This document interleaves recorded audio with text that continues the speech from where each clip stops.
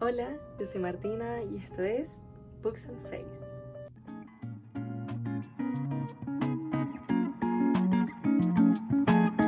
El día de hoy finalmente vuelvo después de unos 2 meses sin subirles video. Como siempre les repito, es solo un motivo el que me detiene de poder grabar y editar, que son procesos bastante extensos, que me toman mucho tiempo, que no tengo, porque la mayoría lo destino a la universidad, a mis estudios y también a mi trabajo, que está vinculado también con la universidad, y otros esporádicos que voy tomando por aquí y por allá para poder comprarme todos los libros que ustedes ven por aquí. Así que aquí ya viene nuevamente una serie de videos en los que les actualizo de mis lecturas, de los libros que me he ido comprando, entre otros videos que tengo planificados y que también voy a estarles subiendo ahora algunas recomendaciones cortitas por shorts y que pueden verlas algunas más extensas en mi TikTok, donde también estoy muy activa últimamente haciendo recomendaciones más cortas, más precisas, pero que tampoco me alcanzan por tiempo aquí en los shorts, para que también visiten mi TikTok y vean ahí alguna serie de recomendaciones que he hecho. En el video de hoy finalmente les traigo el wrap-up de marzo a junio de este año, meses en los cuales me he leído, si no estoy mal, 10 libros.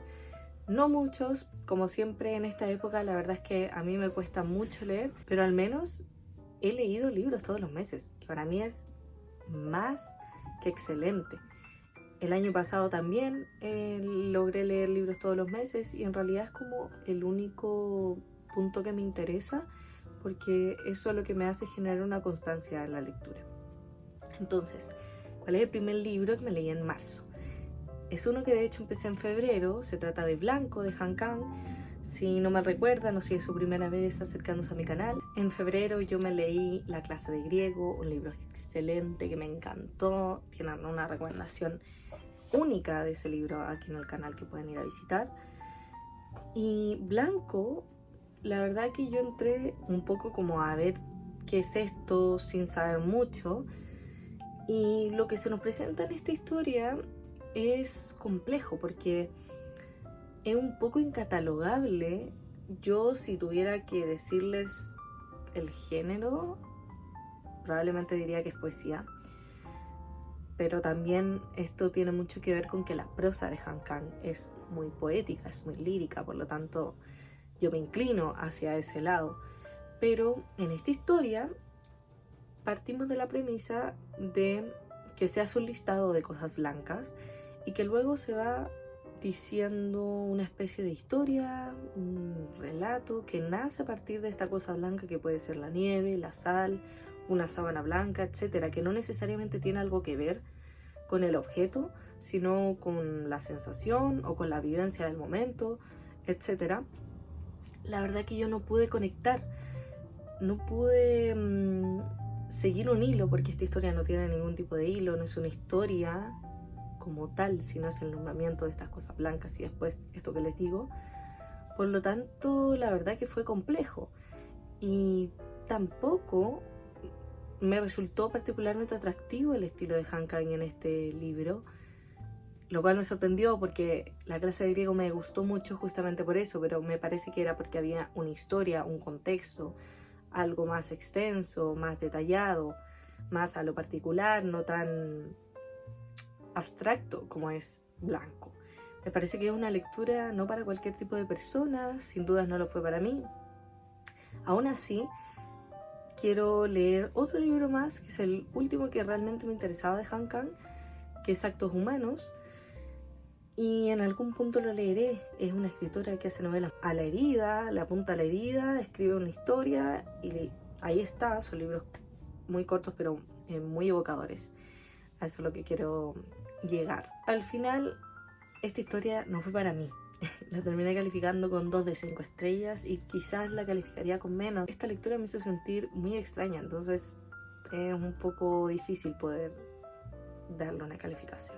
Los siguientes son libros que me ponen muy feliz y me tienen muy emocionada. ¿Por qué?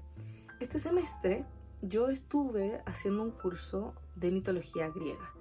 Aprendí muchísimo, aprendí toda la base de la mitología griega, digamos el mito de origen, el mito pelasgo, luego ya cómo vinieron los titanes, la titanomaquia, cómo llegan los dioses y tenemos luego el dodecateón, etc. Mucha información de mitología griega que estoy ansiosa por compartirles, pero al mismo tiempo que iba aprendiendo sobre mitología griega, iba aprendiendo sobre tragedias, porque esta era una clase de mitos clásicos y creación de relatos en la dramaturgia. Por lo tanto, leí textos de dramaturgos. El primero al que me acerqué, tuvimos que leernos 2 trilogías, entre comillas la segunda es una trilogía, pero la primera es La Orestiada de Esquilo, que se trata de 3 tragedias, la primera de ellas Agamenón, la segunda Las Coéforas y la tercera Las Euménides, que en su conjunto nos muestran la historia de la familia de Agamenón y, digamos, el porvenir de los sucesos después de los acontecimientos del primero, Agamenón. A mí me gustó mucho, esta además se trata de una de las tragedias mejores conservadas debido a la alta reproducción que se hizo en la época antigua. Y en Agamenón, en el primer tomo de La Orestiada, vemos la llegada de este héroe griego a Micenas después de la guerra de Troya. Y como se trata de tragedias, no quiero decirles mucho de ninguna para que se sorprendan, porque al contrario de otras como Edipo Rey, que también les voy a hablar más adelante en este video, es más conocida, La Orestiada no es tan conocida. Entonces en realidad quiero que puedan disfrutarlas en caso de que no las hayan leído y que no las conozcan, como se vive una tragedia. Entonces este héroe llega a su hogar y se encuentra con distintos cambios. Además llega con una mujer que es Casandra, una profetisa, y él tiene esposa, Clitemnestra, que está en la ciudad, que además tiene un amante. Y bueno, empiezan a desarrollarse una serie de sucesos que van a ver si leen este libro, muy interesantes y que son muy evocadores de toda la idea que se cuece en la base de la mitología griega, esta idea de que la mujer es vengativa, de que la mujer es traicionera. No estoy queriendo decir que la mujer sea así, sino que esto es lo que creían los griegos y es justamente lo que vemos reflejado en sus tragedias, sobre todo en estas de Esquilo. También vemos la importancia de los vínculos familiares y cómo las tragedias más fuertes son aquellas en las cuales vemos consanguinidad entre las personas que viven toda esta historia, porque qué terrible sería que nos pasara a nosotros, ¿no? Con nuestra familia. Por eso sigue siendo tan impactante, sigue siendo asombroso y Agamenón particularmente a mí me gusta por esto, porque me gusta la idea de que una mujer en esa época, aún con el machismo tremendo, con unas sociedades que digamos son el inicio de todo el patriarcado, tuvieran el poder y tuvieran la convicción de hacer lo que consideraban correcto. Y además aquí vemos otro lado de la historia, no vemos a Agamenón, este héroe, y digamos no es una tragedia sobre él, sino sobre lo que le sucede. Y me gusta también porque siento que nuevamente es una historia que no está centrada en él, sino que está centrada en las mujeres. No olvidemos que Agamenón, previo a su partida de Micenas, cuando se enteró de que había estallado la guerra de Troya, él, para que sus barcos pudieran avanzar, porque no estaban avanzando, digamos para tener vientos, asesina a su hija Ifigenia justo antes de irse. ¿Cómo queda una madre después de eso? Es una de las cosas que vemos acá, digamos, ¿qué ocurre años después en una madre que no tenía idea que iban a asesinar a su hija, que su propio padre iba a asesinar a su hija para conseguir vientos favorables a una guerra? Entonces vemos cosas súper interesantes aquí, les recomiendo absolutamente Agamenón. Lo que sí, esta trilogía para mí es progresivamente mejor. A este primero lo califiqué con 3,25. Al siguiente, que es Las Coéforas, lo califiqué con 3,5. Y aquí en las coéforas lo que me resulta más interesante es que primero continuamos con la historia de otros personajes que son los hijos, Orestes y Electra, la misma Electra del complejo de Electra, que aquí vemos muy bien reflejado qué es este complejo de Electra, digamos, este amor al padre, este enamoramiento de una hija por su padre, una hija que en todo caso no convivió mucho con Agamenón.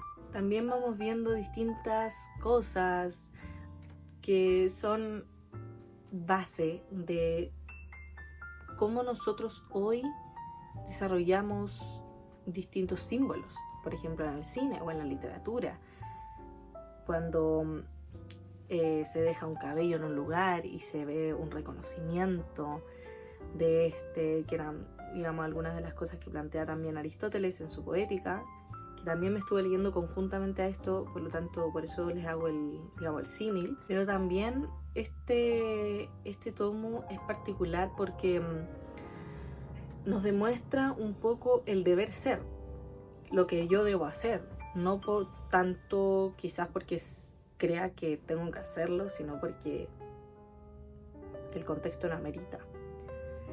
Y en lo personal me hubiera gustado que las cosas se hubieran dado al revés, es decir, que no hubiera pasado lo que pasa en las coéforas y cómo terminan las coéforas. Pero en el contexto de la tragedia era evidente que esto era lo que iba a suceder.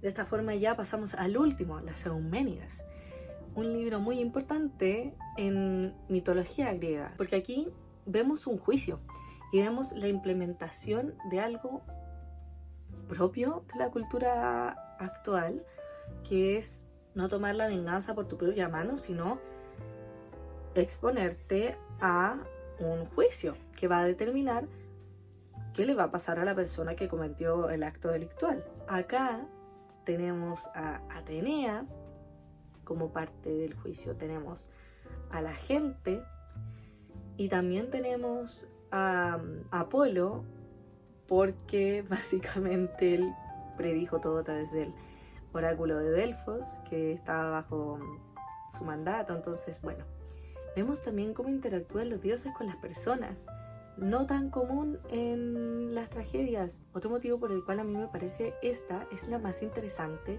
de las 3 tragedias de Esquilo que componen la trilogía de la Orestiada. Además, tenemos, ya para concluir toda esta mitología griega, a las Euménides, antes Erinias. No busquen el porqué, porque aquí está el porqué. Aquí se convierten al final del libro las Erinias en las Euménides, y esta realmente es una tragedia muy linda. A mí me encantó, realmente la Orestiada es súper interesante, se las recomiendo a todo dar. Terminé dándole a las Euménides 4 de 5 estrellas, me gustó mucho, y las Euménides lo empecé en marzo y lo terminé en abril. El siguiente libro al cual me acerqué fue por recomendación de uno de mis profesores, de los cuales fui ayudante este semestre, es Novecento de Alessandro Arico, un escritor muy conocido por libros como Seda, y otro que yo me quiero leer, que es el único que en realidad me interesaba de este autor, Océano Mar. Pero bueno, en este corto libro, tiene menos de 90 páginas si no mal recuerdo, seguimos a Novecento, un joven que ha vivido toda su vida en un transatlántico, el Virginian, sin nunca bajarse.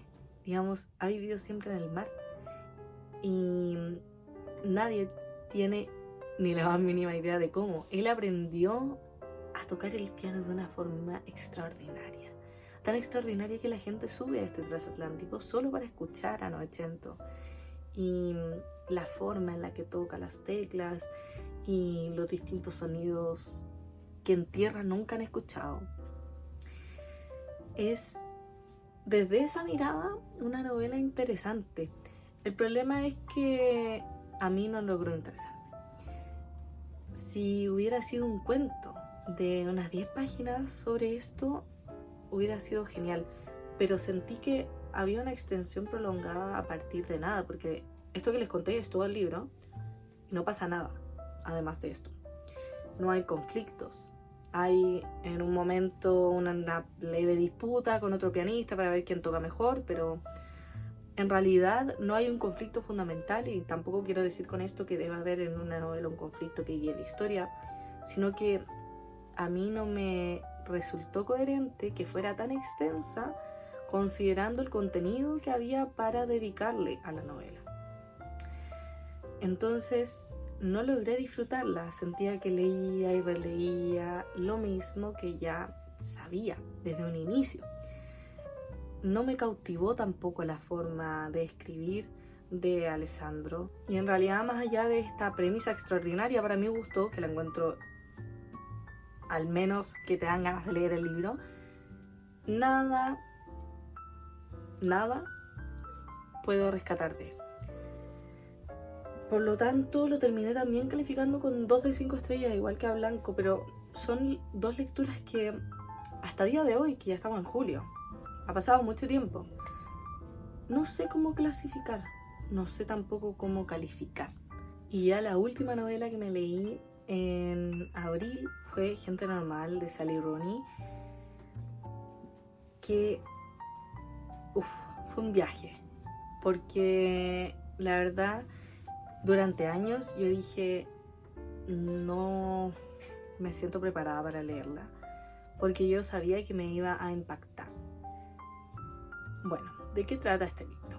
Aquí seguimos a 2 personajes, Marianne y Connell, que se conocen desde que van en secundaria o primaria en la escuela, y nunca hablan ahí, pero como la mamá de Connell trabaja en la casa de Marianne, en los quehaceres del hogar, terminan conversando, y en estas conversaciones nace un interés. Muy al inicio de la novela, creo que en las 30 primeras páginas, ellos ya interactúan de forma más íntima. Y comienza una que hoy sería denominada una situationship, o un vínculo que no es romántico, pero tampoco no es amistad. Es algo que existe, en el cual hay encuentros sexuales, pero también hay un muy fuerte lazo realmente entre estos personajes que no tenemos idea nunca qué son, porque nunca lo dicen. Y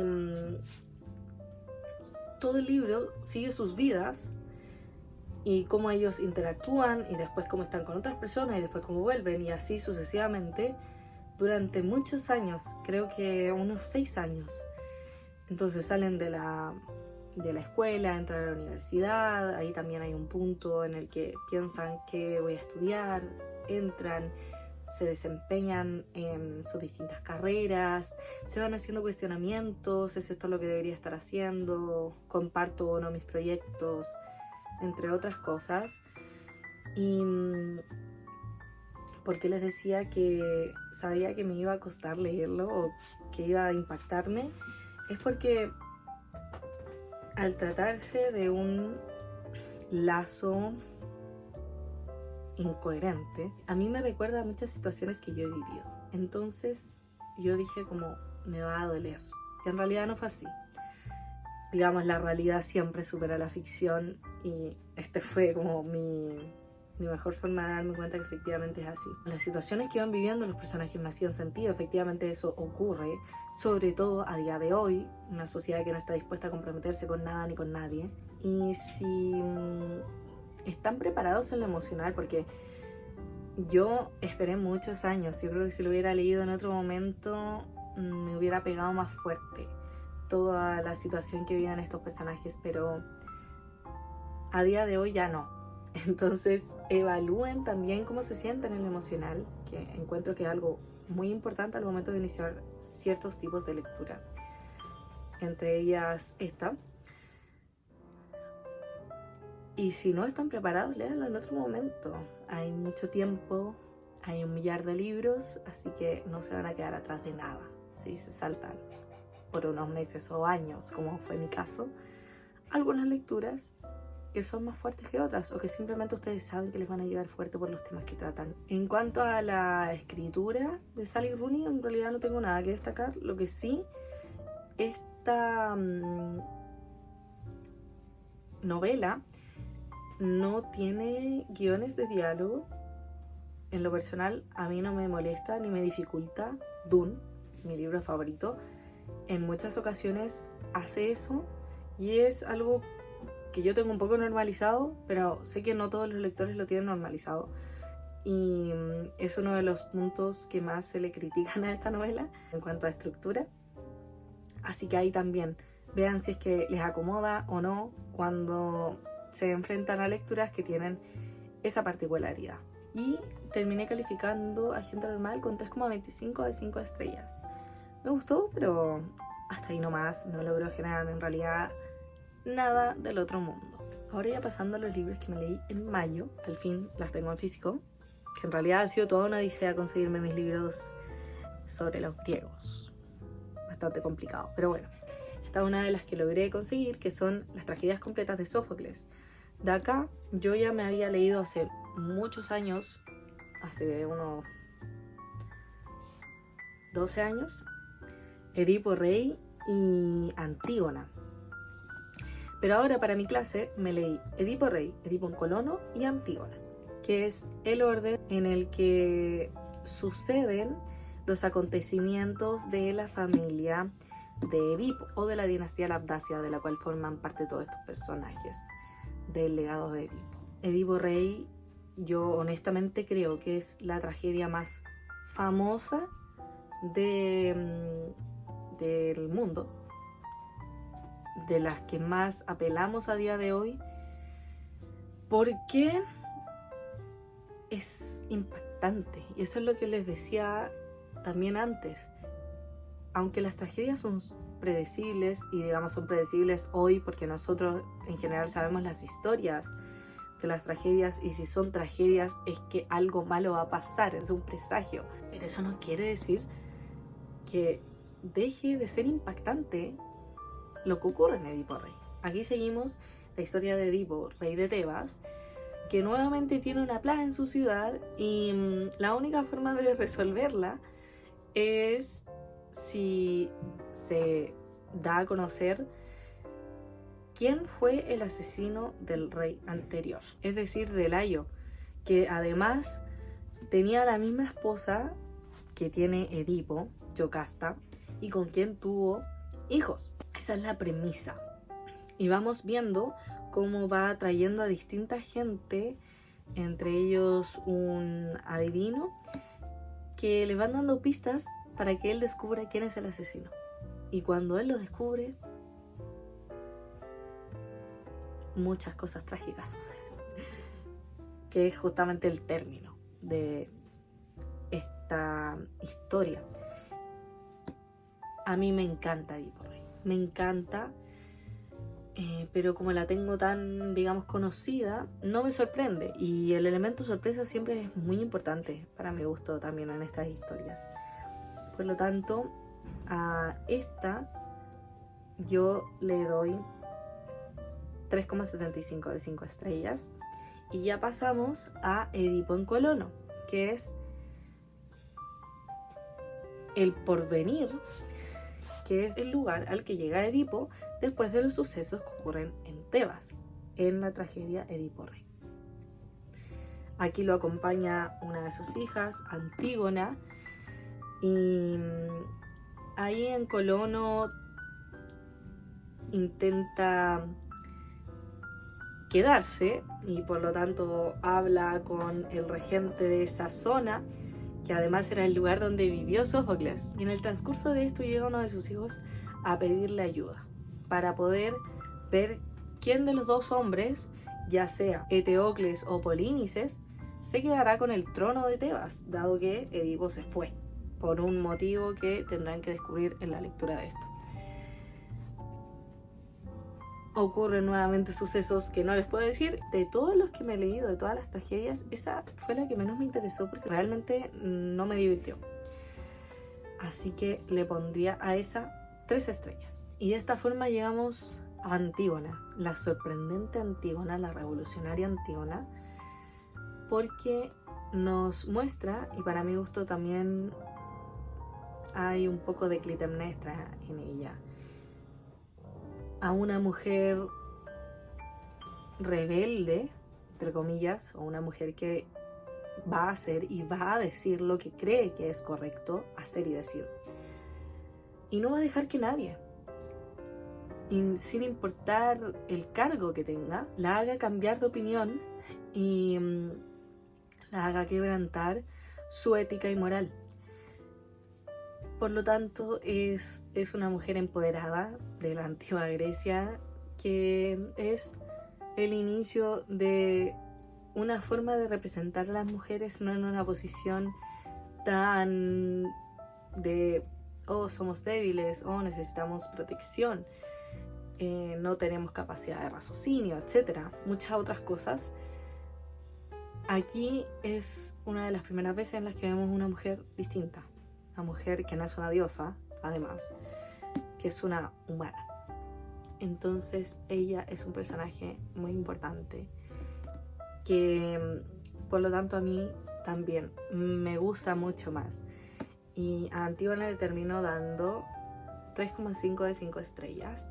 He intentado no decirles demasiado, pero aún así contarles un poco de qué trata cada uno de los tomos para que se hagan una idea y para que de esa forma también les interese leer, en este caso, la historia de la dinastía Labdácida, y también en el anterior de la Orestiada, porque a mí me gustaron mucho y creo que vale la pena leerlos todos. Son importantes porque son la base de todo lo que tenemos hoy, pero además, ¿a quién se le pudo ocurrir? Es que realmente yo cada vez que leo mitología griega o ya de base literatura griega, me sorprendo, no sé cómo existieron mentes tan creativas y pudieron crear tanto en no mucho tiempo, porque en realidad Sófocles, Esquilo, Aristóteles, Parménides, Platón,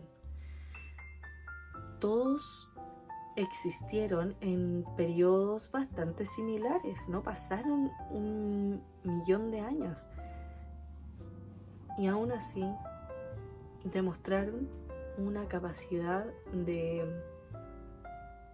crear que a mí me asombra, y me parece que hay que leerlos. Así que por favor denle una oportunidad a cualquiera de las trilogías. Yo me inclino más hacia la Orestiada, pero hacia la que ustedes prefieran. Y en junio me leí solo un libro, y es Lo indisponible de Hartmut Rosa, este sociólogo del cual el año pasado también yo me leí Alienación y Aceleración, un libro que me sorprendió y me hizo darme cuenta de que el tiempo, aunque se sienta como una presión insostenible, debe vivirse con mayor lentitud para que de esa forma se aprovechen en realidad las cosas que puede llegar a ofrecer el mundo.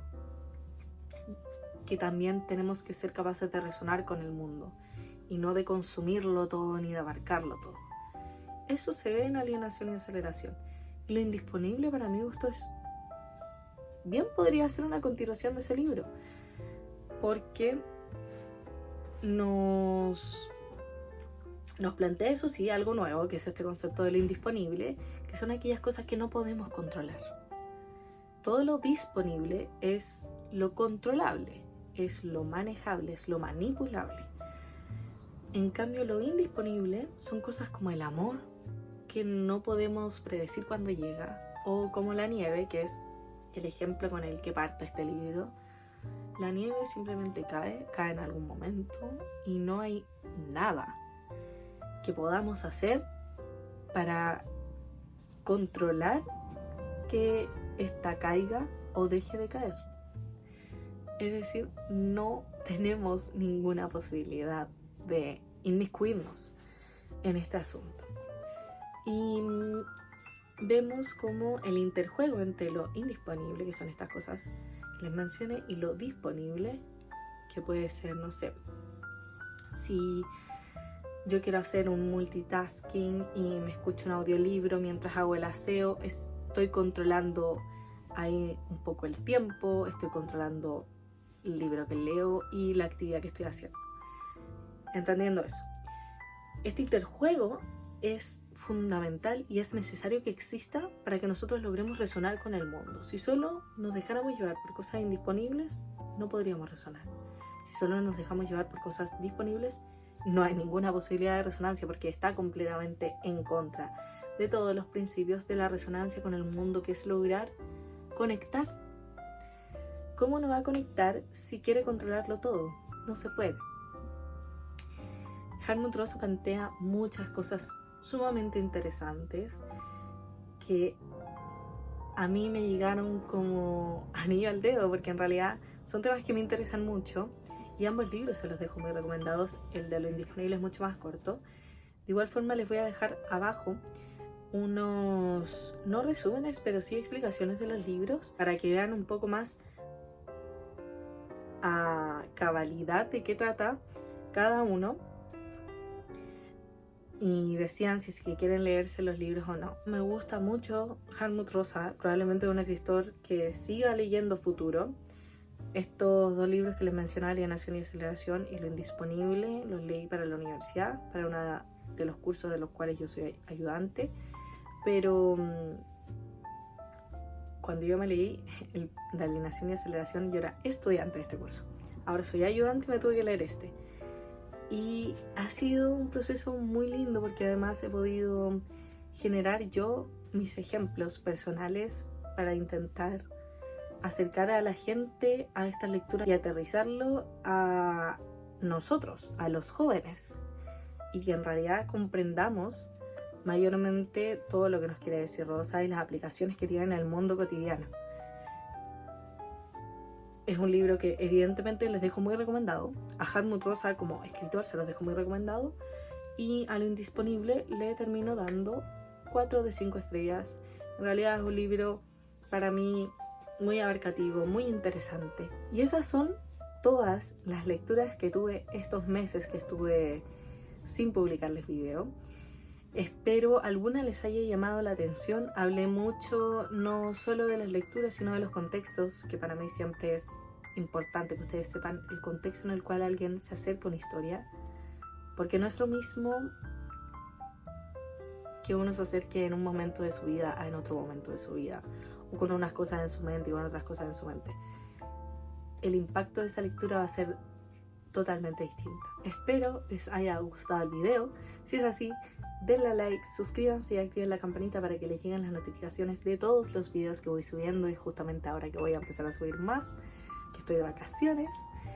Coméntenme también si es que conocían alguna de estas lecturas o alguna realmente les llamó la atención y van a comenzar a leerlas pronto. Y nos vemos en una próxima. Bye.